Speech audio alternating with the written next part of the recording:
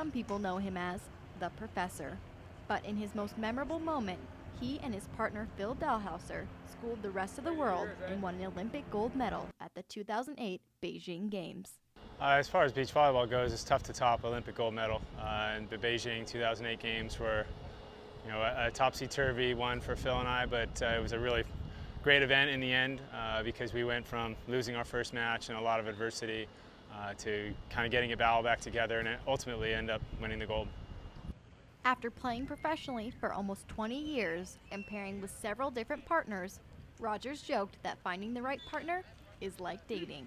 It's definitely like a relationship. You see if you kind of mesh, if not only on the court from a physical sense, but also from an intellectual sense, an emotional sense. Are you guys kind of on the same page, or do you complement one another?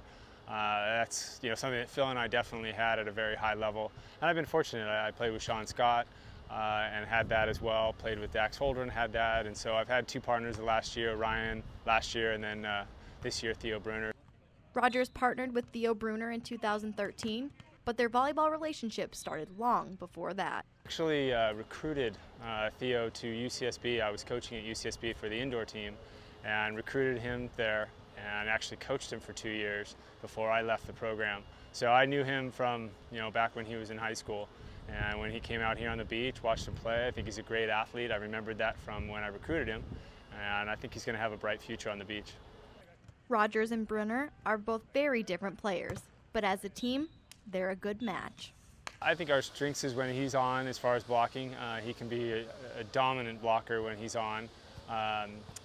It makes my job as a defender real easy. When I'm passing well and he's setting well, that's a major bonus for me. Many beach athletes have one thing on their mind this season: the Olympics. But for Rogers, the Olympics are no longer a top priority. I'd love to go to Rio, but I've already been to 2 Olympics.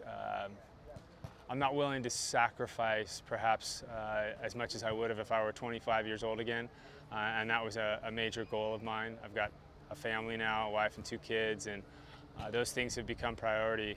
Todd certainly lives by the adage, the family that plays together stays together. He even has his own personal volleyball court as his backyard. It's really been a lot of fun with family and friends. Usually my son and I take my wife and my daughter on in intense family games, and they are actually very intense. And that's been a real joy for me.